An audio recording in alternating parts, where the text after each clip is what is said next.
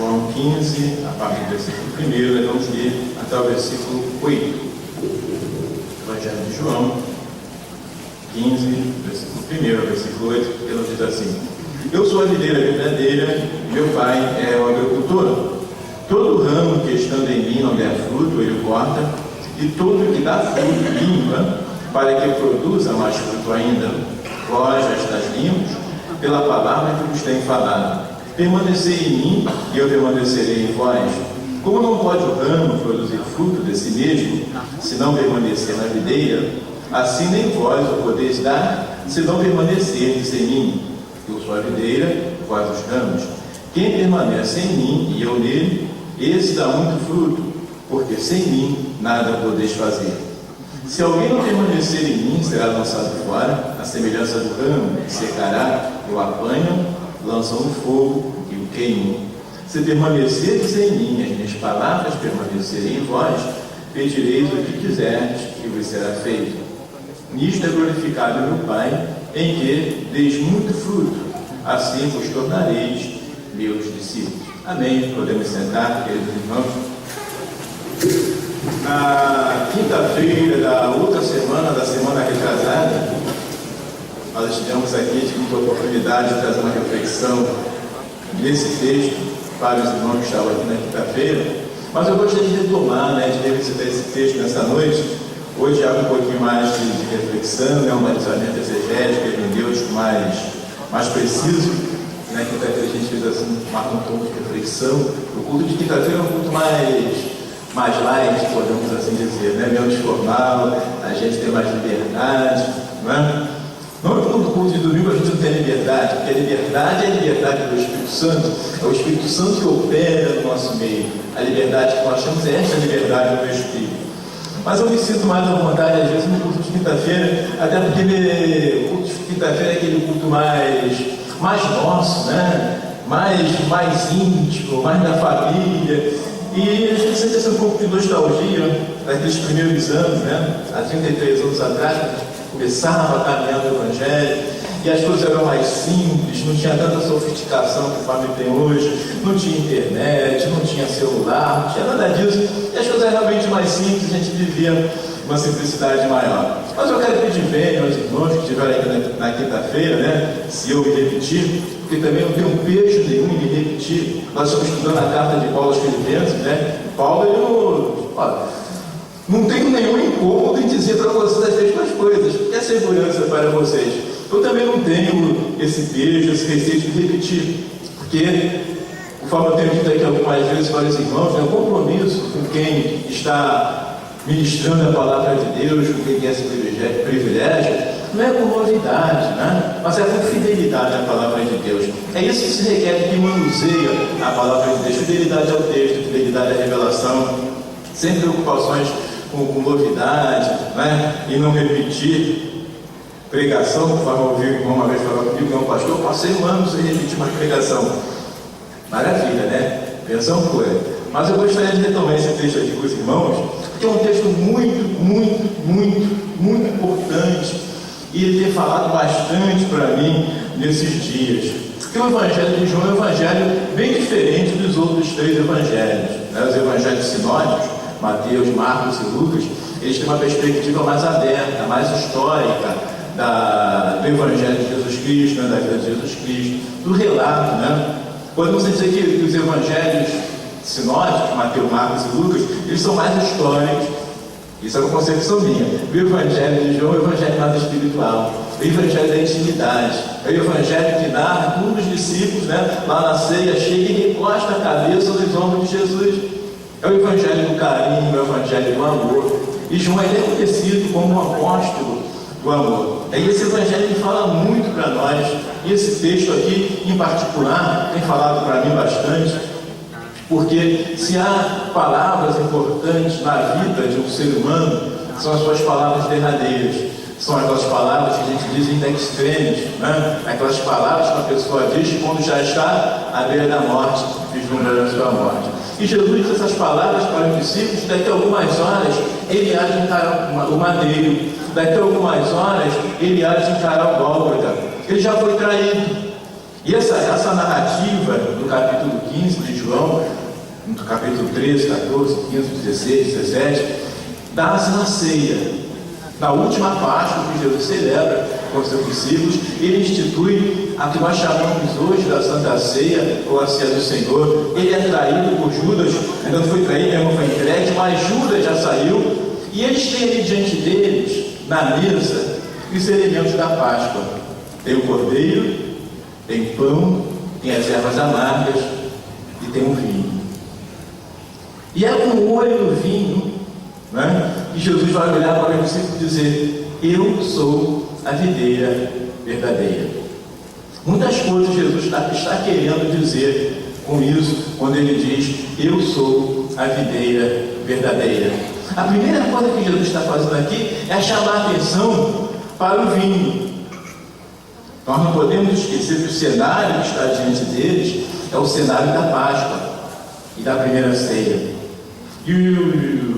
E tanto na Páscoa quanto na primeira ceia, o elemento mais importante, podemos assim dizer, é o vinho, porque o vinho, ele simboliza o sangue. Na Páscoa, o vinho que está na mesa, ele simboliza o sangue do Cordeiro Pascal, que foi aspergido nas portas dos umbrais das casas, quando o povo estava lá, escravizado no Egito. E no dia em que eles saíram do Egito, naquela noite, na última noite no Egito, o Senhor disse a Moisés que cada família matasse um cordeiro. Se a família fosse pobre, não tivesse condição, duas famílias se unissem, matassem o cordeiro e marcassem as suas portas com o sangue do cordeiro, para que o destruidor, para que o anjo da morte não entrasse naquele lar. E quando nós estamos celebrando a ceia, é a mesma coisa, só que agora na ceia o vinho já não representa mais o sangue do cordeiro que foi morto, mas representa o sangue de Jesus Cristo, que é o nosso Cordeiro Pascal. Paulo vai dizer que Jesus Cristo, ele é a nossa Páscoa e ele foi sacrificado por nós. Nós não podemos perder isso de vista. Isso é o plano de fundo dessa narração de Jesus, dessa alegoria de Jesus, quando ele diz: eu sou a videira verdadeira. Jesus está dizendo o seguinte: olha, de mim sai o verdadeiro vinho. E videira, e quando Jesus fala que ele é videira verdadeira, ele está falando primeiramente do seu sofrimento, que já se vislumbra. Ele está nas suas últimas horas de vida. Daqui a mais alguns minutos, algumas horas, ele vai ser entregue por Judas Iscariotes, vai para o Sinédrio, vai para a casa do sumo sacerdote, depois vai para o Sinédrio, e ele vai passar. É interessante isso, parece que a gente não se dá conta. Jesus, ele passa a última noite da sua vida encarnado como homem sem dormir. Daqui ele sai direto preso, vai para a casa do sumo sacerdote, Anás e Caifás. De lá ele vai para o Sinédrio, depois ele entrega a Herodes, vai para Pilatos, volta para Herodes, fica naquele jogo de empurra e até a cruz. Jesus não fecha os olhos para dormir. E os seus discípulos dormiram. Nós conhecemos lá no Getsemane, Jesus leva 3 discípulos, Pedro, João e Tiago, eles dormem. Os outros também devem estar dormindo em algum lugar. Mas Jesus, ele passa a última noite da sua vida de olhos abertos. E esse texto que estamos falando, quando Jesus diz: eu sou a videira verdadeira, está falando de sofrimento. E diz: eu sou a videira verdadeira e meu pai é o lavrador, é o agricultor, é o vinhadeiro. E fala de sofrimento porque a gente sabe, eu não sei, já sei que diversas vezes não entendo nada do campo, nada de horta, de agricultura, mas o vinho, para ele ser produzido, ele precisa ser pisado, ele precisa ser esmagado. Não existe torneira de vinho. O vinho é algo que brota da natureza. Para que o vinho seja vinho, para que a videira produza o vinho, a uva tem que ser esmagada, tem que ser pisada, tem que ir para o lagar. E aqui ele está falando do lagar do sofrimento, do seu sofrimento inicialmente. Quando ele dará a sua vida por nós, será humilhado, vituperado, será escarnecido, cuspirão no seu rosto, baterão nele como uma cana, colocarão sobre a sua cabeça uma coroa de espinhos, lhe darão um manto púrpura, um tom de zombaria. Jesus está falando do seu sofrimento, do seu esmagamento, da sua dor, para produzir vida para as nossas vidas. E ele diz: eu sou a videira verdadeira e o meu pai é o lavrador, o vinhateiro, o agricultor. E é interessante isso. Quem produz o sofrimento da vinha é o vinhateiro. O vinhateiro, o agricultor, está lá com a tesoura de corda, corta daqui, corta dali. Se a vinha pudesse pensar, pudesse raciocinar, já vem esse homem de novo me fazer sofrer, já vem ele cortar os meus ramos, já vem ele cavucar a terra. Mas todo esse sofrimento que a videira sofre é um sofrimento para que ela possa ser produtiva, para que ela possa dar fruto, para que ela possa ser realmente fonte de vida e fonte de bênção. E esse sofrimento, Jesus fala aqui, ele está falando inicialmente do seu sofrimento, e ele está dizendo também para nós que se nós queremos segui-lo, nós precisamos estar preparados para sofrer também. Em determinado momento Jesus diz: olha, se perseguiram assim a mim, não será diferente com vocês. E hoje a gente vive assim o Evangelho, que é um Evangelho muito acomodado, muito comodismo, A gente acha que está bem, a gente acha que fomos chamados, para viver essa vida das coisas boas, do mar de rosas. Mas Jesus não nos chamou para viver o Evangelho de mar de rosas. Jesus não nos chamou para vivermos o Evangelho da diversão, do playground. Tem muita gente que pensa que a vida cristã é um playground, um lugar de brincadeira, mas a vida cristã, antes de todas as coisas, começa com Jesus, começa na vida de Jesus, é um lugar de sofrimento, é um lugar de luta, é um lugar de peleja. O mundo para nós não é um parque de diversões, o mundo para nós é um campo de batalha, é onde nós estamos lutando, perseverando, para que um dia a gente possa entrar nos céus. Mas é interessante, Jesus diz: olha, eu sou a videira verdadeira, meu pai é o agricultor. A palavra pai, ela sempre nos remete a uma outra palavra, que é cuidado, que é carinho, que é proteção.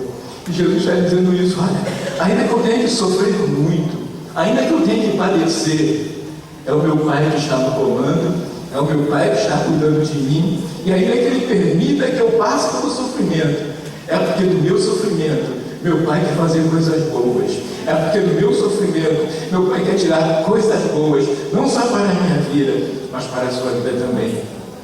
Nosso vinhateiro, o nosso agricultor, ele tem cuidado de nós. É isso que Jesus está dizendo. Não importa o sofrimento, não importa as lutas, não importa as dificuldades, porque o vinhateiro, ele está no comando, ele está cuidando de nós, ele está parando. Algumas vezes é até dolorido, quando ele corta um ramo que está se despontando, quando ele corta aquele ramo que está seco demais, às vezes é dolorido, mas o vinhateiro tem que cortar, porque se ele não cortar, vai ser pior. Ele sabe o que está fazendo. E pai, a palavra pai nas Escrituras é interessante. No Antigo Testamento, Deus muito pouco é chamado de pai. Lá no Antigo Testamento nós temos um Deus que é Jeová, que é Senhor, que é Todo-Poderoso, que é Adonai. Poucas vezes Deus no Antigo Testamento é chamado de pai, mas no Novo Testamento, a partir da encarnação de Jesus, Deus tem um outro nome. Ele não é só Senhor, ele não é só Jeová, ele também é Pai. Por isso Jesus nos ensina a orar. Jesus diz: olha, quando vocês forem orar, vocês entrem no seu quarto, no silêncio do seu quarto, no recesso do seu quarto, vocês orarão assim: Pai nosso que estás no céu. Eu lembro dos meus filhos pequenos, a gente orando muitas vezes. Eu nunca vou esquecer isso. Eles oravam: Papai do céu, abençoa Ismaelzinho e Isaac. Ismael e Isaac são os filhos de Ana Paula e Ronaldo, que são missionários, estão no Senegal também, e eles sempre oravam: Papai do céu, abençoa Ismaelzinho e Isaac. Papai do céu. Eu não contei, quando eu estudava direito na UERJ, tinha um rapaz lá que fazia parte do nosso grupo, ele era psiquiatra, estava fazendo residência em psiquiatria, e quando a gente ia orar, ele sempre orava: Paizinho querido. E eu pensava comigo: esse homem tem algum problema? Um homem médico, estudado, fazendo residência em psiquiatria, usar diminutivo, esse homem só deve ter algum problema.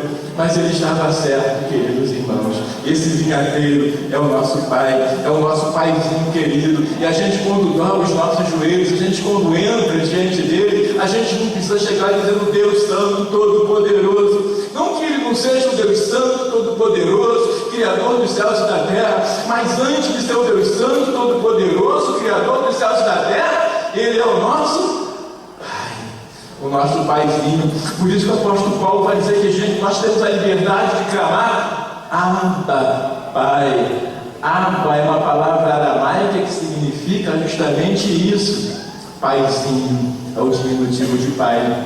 Nós podemos tratá-lo assim, porque Ele tem cuidado de nós, Ele é o nosso cuidador, Ele é o nosso vinhateiro. Às vezes dói quando o pai trabalha, né? Às vezes dói quando nós que somos pais e temos essa experiência de ser pai. Claro, não se compara com a experiência ou com a paternidade divina, né? Mas algumas vezes nós também precisamos fazer uma correção, podar alguma coisa dos nossos filhos, e o nosso coração às vezes dói.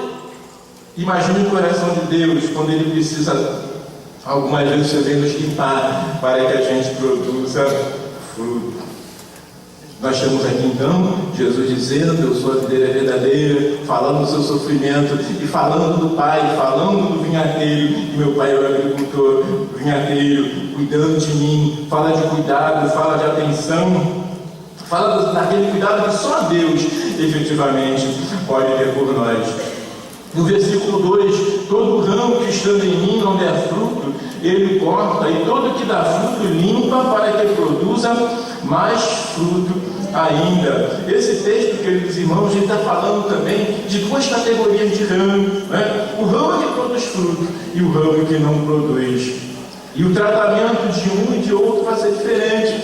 Deus não vai tratar, o Senhor não vai tratar da mesma forma o ramo que produz fruto e o ramo que nada produz para o reino. E a gente lê aqui no versículo 2: todo ramo que estando em mim não der fruto, ele corta, e todo que dá fruto limpa, para que produza mais fruto ainda. E é interessante como Jesus nos compara a ramos da videira. Ele não está falando de uma árvore inútil, de uma árvore seca, de uma árvore que não tem vista. Ele está falando de fato de uma árvore que tem vista, né? Uma árvore que é deleite para os olhos, né? Quando se vê a vinha bonita, com aqueles cachos maduros, rosados, vermelhos. Mas ele também fala daqueles cachos, daqueles ramos que não produz o ramo inútil. E ele precisa podar o ramo inútil. E quem é esse ramo inútil? Quem é esse ramo que não produz fruto? É aquele que ouve a palavra de Deus, mas não crê. É aquele que está em contato com Jesus Cristo, mas não crê. Olha só, fala de dois tipos de ramo. Ambos os ramos, eles estão na videira. O ramo que produz fruto também está na videira. O ramo que não produz fruto está na videira. Mas o tratamento é diferente. Porque nem todos, diz o apóstolo Paulo, nem todos os israelitas, nem todos os que são de Israel são de fato israelitas. E muita gente ouve a palavra de Deus, muita gente está na igreja hoje, mas alguns que estão na igreja hoje, efetivamente não são ramos. E o vinhateiro, ele precisa cortar esse ramo inútil, porque esse ramo inútil, ele apenas suga a força da videira, ele suga para si a força da seiva dos ramos produtivos. E esse ramo improdutivo, ao invés de ser um ramo que traz vida, um ramo que tem exuberância, na verdade, ele acaba comprometendo os outros ramos, aqueles ramos que estão produzindo, aqueles ramos que de fato estão ligados na videira. Há ramos que procedem da videira, mas não estão na videira. Esse mesmo apóstolo João, ele, quando vai escrever a sua primeira carta, ele vai falar a respeito de alguns crentes que ele vai dizer assim: estavam conosco, mas não eram nossos. Porque se eles fossem nossos, eles continuariam conosco. São esses ramos improdutivos que o Senhor precisa podar, são esses ramos improdutivos que o Senhor precisa tirar da sua casa. Esses ramos improdutivos, muitas vezes, eles querem tomar o lugar da videira, eles querem ser enaltecidos, eles têm aparência, mas a aparência deles é mera fachada. A aparência deles não é de fruto, é de enfeite, não são videiras, são árvores de Natal. Você já tentou comer um fruto de árvore de Natal, uma bolinha de vidro de árvore de Natal? Muitos estão na casa do Senhor, muitos estão na presença do Senhor, mas não estão produzindo frutos. Aquilo que parece frutos na sua vida, na verdade, são enfeites. Eles pregam bem, eles cantam bem, eles têm aparência de santidade, mas na verdade tudo aquilo é morto como enfeite de árvore de Natal. Só serve para enfeite, mas não tem vida absolutamente nenhuma. E Jesus está chamando, queridos irmãos, não para termos enfeites em nossas vidas, mas Ele está nos chamando para produzirmos frutos, e frutos que permaneçam para a vida eterna. E esses ramos que não produzem fruto, eles tornam-se grandes na videira, têm apenas aparência. Lembra quando Jesus chegou diante de uma árvore, uma figueira? Ela estava exuberante, com muitas folhas, ele chegou lá e não viu fruto nenhum. Há alguns ramos que são assim. De longe eles são viçosos, de longe eles são verdejantes, mas quando você chega perto, percebe que tudo é aparência, que tudo é falsidade, que nada neles é real. E se alguma coisa eles têm pendentes em si, não são frutos que alimentam, mas são enfeites, que para nada mais servem, a não ser serem guardados depois das festas de fim de ano e aparecerem no Natal seguinte. Não é assim que a gente faz com os enfeites de árvore de Natal? A gente guarda, enfeitou aquele momento, a gente guarda e depois só no ano que vem. Mas não foi para isso que Jesus nos chamou. Jesus nos chamou para que a gente dê fruto no tempo e fora do tempo. Jesus nos chamou que a gente dê fruto para a vida eterna. Contrariamente, às vezes, aquele ramo fininho, aquele ramo que parece fraco, que parece que é fino, que parece fraco, é o ramo que vai produzir as frutas mais lindas, as frutas mais saborosas. E eu quero dizer com isso, querido irmão, que não se preocupe se você parece fraco, que a sua força parece nenhuma. Não se incomode não, porque o apóstolo Paulo ele diz que o poder de Deus não se aperfeiçoa quando a gente está forte. O poder de Deus não se aperfeiçoa quando nós estamos exuberantes. O poder de Deus não se aperfeiçoa quando tudo está indo bem na nossa vida. O poder de Deus se aperfeiçoa na nossa fraqueza. E é na nossa fraqueza que nós produzimos os nossos melhores frutos. Aquele hino que a gente canta da Água Cristã diz que muitos hinos e melodias foram escritos em tribulação. Não se incomode se você está passando momentos difíceis. Não se incomode se seu galho, se seu raminho parece que vai quebrar de tão frágil. O vinhadeiro está cuidando. Ele está cuidando de você. Você não vai se quebrar, você não vai perecer. Se você está produzindo frutos, ainda que seja o único caixão de uva que você tenha pendente em si, o vinhadeiro está cuidando, o Senhor está cuidando. Lutero diz uma frase bastante interessante, eu anotei aqui, a respeito desses ramos fracos. Ele diz assim, Lutero dizendo: embora esses ramos pareçam pequenos e fracos, e sejam desprezados por todo mundo, Deus os chama de queridos ramos e os tem em grande apreço. Deus não está muito interessado na nossa aparência, queridos irmãos. Aliás, Deus está dando a mínima para a nossa aparência. Ele está interessado naquilo que está no nosso interior, aquilo que está no nosso coração. Se eu estou cantando bem, louvado seja o nome do Senhor. Se a palavra que eu trago para a igreja abençoa, seja agradecido o nome do Senhor. Porque acima de tudo, o que interessa a Deus são os nossos frutos de sinceridade, os nossos frutos de humildade, os nossos frutos de humilhação na sua santa presença. E Jesus continua, e todo aquele que dá fruto limpa, para que produza mais fruto ainda. E a gente dá um pulo para o versículo 5, a gente fala assim: eu sou a videira verdadeira e vós os ramos. Quem permanece em mim e eu nele, esse dá muito fruto, porque sem mim nada podeis fazer. Eu quero chamar a atenção de você para o versículo 2, que está escrito: dá fruto, muito fruto, é mais fruto, e no versículo 5, muito fruto. É uma gradação, queridos irmãos. irmãos. A vida cristã, e Jesus está aqui falando de santidade, né? Porque no versículo 13 ele vai dizer: vós já estáis limpos pela palavra que vos tenho falado. Ele está falando de santidade, né? Quando nós aceitamos Jesus, a palavra entre nós, ela lava o nosso coração, lava a nossa vida, mas não fica só aí. Aceitar Jesus é apenas um passo, é um novo nascimento, mas depois do novo nascimento, há um novo crescimento.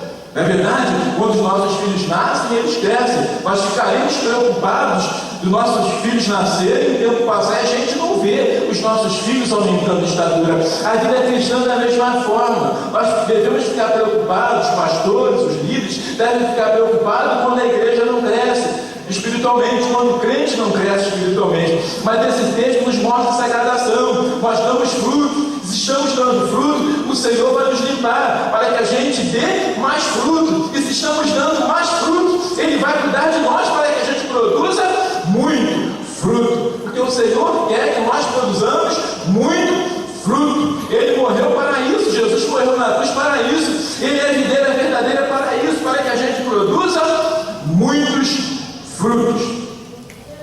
E a gente pode dar um pulinho no versículo 8, não é? Porque aquele relógio ali parece que anda mais rápido do que eu falo. E no versículo 8 está escrito assim: ó, nisto é glorificado meu Pai, em que deis muito fruto. Quando nós damos frutos, queridos irmãos, na casa do Senhor, quando nós damos frutos, o Senhor é glorificado nesses frutos. Nós não damos frutos para nós mesmos, para a nossa própria glória, para a nossa própria honra. Nós damos frutos para que o nome do Senhor seja glorificado. E aqui a gente precisa fazer uma divisão entre fruto do Espírito e dons do Espírito. O Senhor é glorificado quando a gente profetiza. Lembra lá de Mateus? Tem um texto lá de Mateus que eu anotei aqui.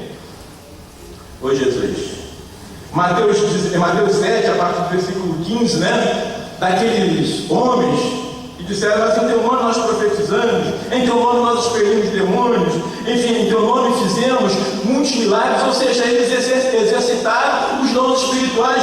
Mas Jesus está dizendo aqui que o Senhor, Ele é glorificado não nos dons, não no exercício dos dons, porque esses que profetizaram, esses que expulsaram demônios, esses que fizeram muitos milagres, receberam do Senhor a seguinte palavra: nunca vos conheci. Ou seja, nunca vocês estiveram na videira. Tudo que vocês fizeram pelas suas próprias forças, vocês fizeram para a sua glória, vocês fizeram para a sua honra, porque o Senhor Deus, Ele é honrado quando vocês produzem fruto, não no exercício dos dons. Claro, é bom nós exercitarmos os dons, mas o Senhor é glorificado quando nós produzimos fruto. E é interessante, Jesus nesse versículo também diz: e assim vos tornareis meus discípulos. A característica do discípulo não é professar uma fé. A característica do discípulo verdadeiro não ser ortodoxo na sua fé. A característica do discípulo verdadeiro não é abrir a sua boca e louvar o Senhor. Até porque o profeta Isaías diz que aquele povo dele lá se aproxima dele, louva de boca, louva de lábio, mas o seu coração está distante de Deus. O discípulo verdadeiro, ele é conhecido quando produz fruto. Aí está a identidade do verdadeiro cristão. Que tipo de fruto eu tenho produzido para o reino de Deus? Na verdade, eu não, porque nós estamos falando do fruto do Espírito, e é o Espírito que produz o fruto na nossa vida. Mas para que o Espírito produza fruto na nossa vida, nós precisamos estar ligados na videira. E Jesus diz: eu sou a videira verdadeira. Voltemos ao versículo 5. Eu tinha muita coisa anotada aqui, mas não sei se sou eu que falo muito, o relógio que anda rápido demais. Mas para terminar, diz assim no versículo 5: eu sou a videira verdadeira e vós os ramos. Quem permanece em mim e eu nele, esse dá muito fruto, porque sem mim nada podeis fazer. E o versículo 6, Jesus vai dizer: se alguém não permanecer em mim, será lançado fora, e semelhante a semelhança do ramo, e secará, e o apanham, lançam no fogo e o queimam. Nesse versículo 6, Jesus está falando daquele ramo que não produz, daquele ramo infrutífero. E a gente encontra aqui, como diria o pastor Adilson, né? 5 etapas da perdição. Esse versículo 6 está falando de 5 estágios da perdição. Estágio primeiro é lançado fora. Aquele que não está no ramo, aquele que não está produzindo, ele é lançado fora. O segundo estágio, ele é lançado fora e seca. Nenhum galho, nenhum ramo cortado da árvore, ele prospera. A gente fala muito hoje teologia da prosperidade, mas, queridos irmãos, a verdadeira prosperidade é a prosperidade de nós estarmos grudadinhos com Jesus, presos a Jesus, ligados à videira. Porque se nós formos cortados, não há prosperidade nenhuma, porque o ramo cortado da videira, ele simplesmente seca, ou seja, ele morre, não tem vida. E vem aí o terceiro passo, né? O terceiro estágio rumo à perdição é apanhado. O quarto estágio é lançado no fogo. E o quinto e último estágio da perdição, ele queima. Aqui Jesus está falando realmente fogo do inferno, da perdição eterna. Porque é isso que se faz com o ramo, ou que se faz com a lenha. Mas Jesus não nos chamou para sermos lenha. Assim como Ele não nos chamou para produzirmos enfeites, mas para produzirmos frutos, Ele também não nos chamou para sermos lenha. Ele nos chamou para sermos ramos viçosos, para produzirmos vida, produzirmos fruto para o Seu reino. Mas eu quero voltar para terminar, agora sim para terminar, o versículo 5. Eu sou a videira verdadeira, eu sou a videira e vós os ramos. Quem permanece em mim e eu nele, esse dá muito fruto, porque sem mim nada podeis fazer. E eu quero concluir esta reflexão com essa expressão de Jesus: sem mim nada. A irmã Thaís já falou que ia cumprir 3 vezes, né? Sem mim nada podeis fazer. Isso, irmãos queridos, é um tapa na nossa autossuficiência. Isso é um tapa no nosso orgulho. Isso é um tapa na nossa dificuldade em nos curvarmos diante de Deus, né? Lutero também usa uma palavra, uma expressão bastante interessante em latim. Ele fala do homo encurvados em si, o homem, né, que se curva apenas diante de si. E na maioria das vezes nós somos esses homens e essas mulheres. Nós nos encurvamos apenas diante de nós mesmos. E quando nós encurvamos diante de nós mesmos, a única coisa que a gente vê e vê bem é o nosso próprio umbigo. Mas quando Jesus diz: sem mim nada podeis fazer, Ele está quebrando este nosso orgulho, a nossa autossuficiência, a nossa falsa ideia de que nós podemos sobreviver sem Ele, sobreviver sem Deus. Queridos, eu disse aqui na quinta-feira, nem um piscarzinho de olhos a gente faz se não for por Deus, nem a inspiração do ar, só Deus que nos dá força.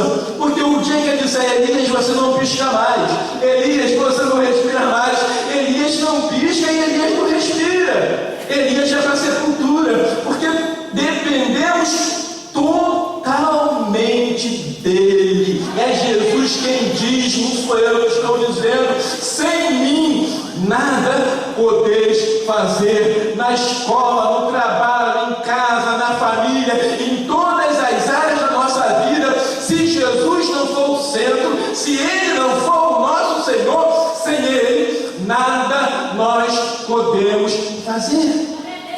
Inclusive, e o principal de tudo, no que diz respeito à salvação, nós não podemos salvar a nós mesmos. Você que entrou aqui nesta noite, que ainda não tem Jesus, você que está pela internet, que acha que pelas suas próprias obras, que pelo seu próprio mérito, você pode granjear a salvação, o perdão dos seus pecados, eu sinto muito. Jesus e désolé, diria minha professora de francês. Eu sinto muito, mas você sozinho não consegue ser salvo. Você se pensa que consegue a salvação sozinho, é como aquele homem louco que caiu num poço de lama, num lodaçal, está afundando, e alguém lhe estende a mão e diz: deixa que eu ajudo você. E o louco simplesmente responde: não, eu não preciso da sua ajuda. Quando eu quiser, eu me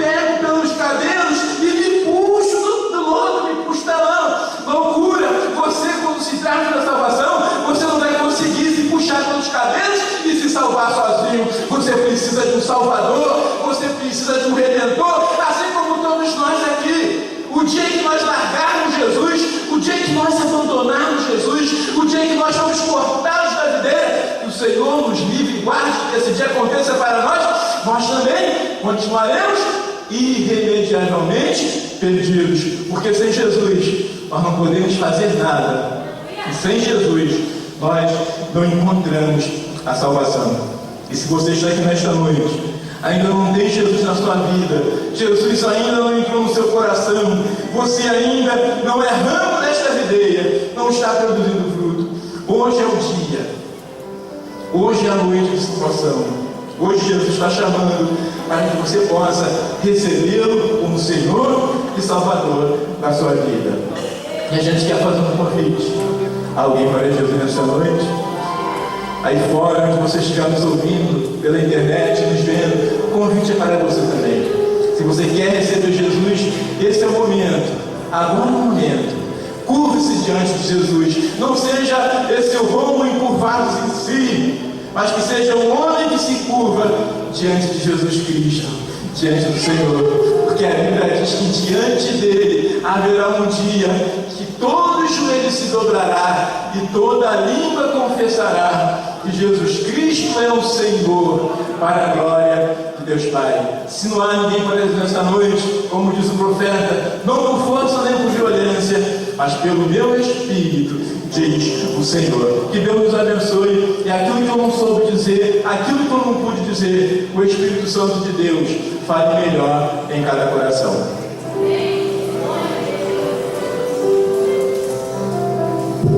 Gostaria de ver, meus irmãos, glorificamos a Deus por sua palavra que nos edifica, palavra que tem falado aos nossos corações para prosseguirmos, porque verdadeiramente precisamos estar ligados à videira e dando frutos. A todos os nossos queridos amigos e irmãos que nos visitaram nesta noite, estiveram conosco, vamos sentir honrados e alegres em tê-los aqui numa próxima reunião, para juntos louvarmos o nome do Senhor.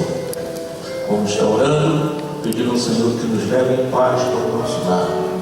O pastor José Melo estará orando neste momento. Nosso Deus e nosso Pai, em Tua presença chegamos mais esta vez, Senhor. Ó Senhor, gratos somos, Senhor, ó Deus, por tudo que ouvimos nesta noite, pela Tua palavra, Senhor. Sabemos, Senhor amado, que a Tua palavra, Senhor, é que limpa, é que restaura. Ó Deus, estamos certos, Senhor, ó Deus, do Teu agir nesta noite. As pessoas, Senhor amado, que pela internet ouviram esta mensagem, Senhor, ó Deus, que sejam impactados, Senhor, pela mesma, Senhor. E cada um de nós, Senhor, ó Deus, possamos ter a certeza, Senhor, ó Deus, que estamos ligados na videira verdadeira. Pai, que possamos compreender cada dia isso em nossas vidas, Senhor. E agora, Senhor, ó Deus, iremos sair em direção aos nossos lares, Senhor. Ó Deus, nós não sabemos, Senhor, a dificuldade que iremos enfrentar, mas estamos certos, Senhor, que a Tua mão, Senhor amado, irá nos guardar. Pai, continue conosco, assim nós te pedimos e te agradecemos e sempre. Amém. Gostaria de falar após o culto com o presbítero Eliabe e também o irmão Carlos Henrique.